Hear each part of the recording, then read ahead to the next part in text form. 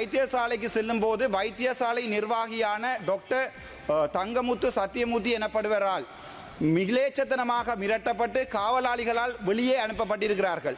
அப்போது அவர்கள் எனக்கு தொலைபேசி அழைப்படுத்த ஒரு பாராளுமன்ற உறுப்பினர் என்ற அடிப்படையில் அண்ணா நீங்கள் தயவு செய்து வந்து எங்களுக்காக அதைக்க முடியுமா என்று நான் யாழ்ப்பாணத்திலிருந்து பாராளுமன்றத்துக்கு தெரிவு செய்யப்பட்டது. வடக்கு கிழக்கில் இருக்கின்ற சுகாதாரத்துறையில் நடக்கின்ற ஊழல் அட்டூழியம் மக்களுக்கு நடக்கின்ற அடிப்படை உரிமை மீறல்கள் சம்பந்தமாக கதைத்தே என்னால் பாராளுமன்றம் வர முடிந்தது. ஆனால் கவலைக்குரிய விடயம் என்னவெனில் யாழ்ப்பாணத்தில் நடக்கின்ற இந்த பிரச்சனைகளை அவர்கள் யாருக்குமே சொல்ல முடியாது.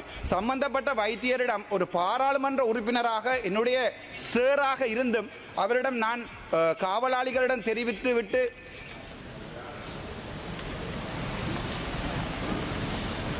அவர் என்னுடைய மதிப்புக்குரிய ஜனாதிபதி அவர்களுக்கு எனது காலை வணக்கங்கள்.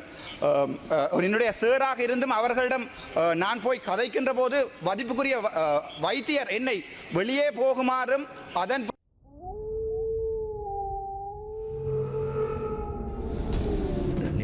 රිපෝට වාරණයෙන් තොර අපක්ෂපාති වාර්තාකරණය